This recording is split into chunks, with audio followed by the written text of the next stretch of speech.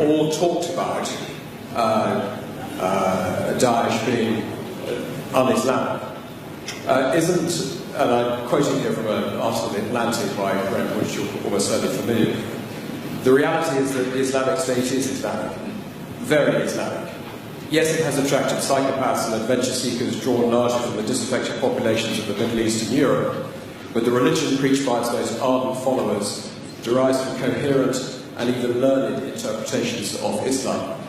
And the article obviously goes on to advise us to base our strategy on countering Daesh with that understanding at its heart, and I invite you to comment on it.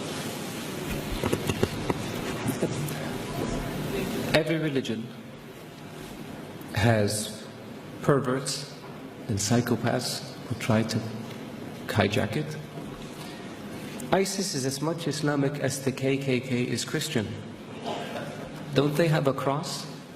Don't they do everything in the name of religion and Christ? Don't they believe that Christ compels them to lynch and kill people of African descent? Can one really say that the KKK is a Christian organization? There are other groups that one can point to. There are other massacres that were committed in the name of keeping certain countries or regions clear of non-Christians. There are people like this also in the Jewish faith that have nothing to do with Judaism. There are people like this in the Hindu faith that have nothing to do with Hinduism.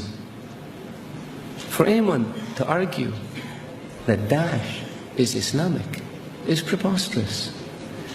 In the Islamic faith, the Quran reveals that you have your faith and I have my faith. And you're free to practice your faith and I'm free to practice mine. What greater sign of tolerance and acceptance do you have than this? In the Islamic faith it says, he who kills an innocent soul is as if he has killed all of humanity. And he who saves an innocent soul is as if he saved all of humanity. What better example of compassion and mercy do you have than this? So if you look at what Daesh says and you say it's in the scriptures, doesn't the Old Testament say an eye for an eye and a tooth for a tooth? If somebody does it today, would you say they were Christian or they were Jewish? So I caution people, because it seems to have become almost novel. Not novel, it's become the flavor of the day to try to read things into Daesh or into Islam that are not there.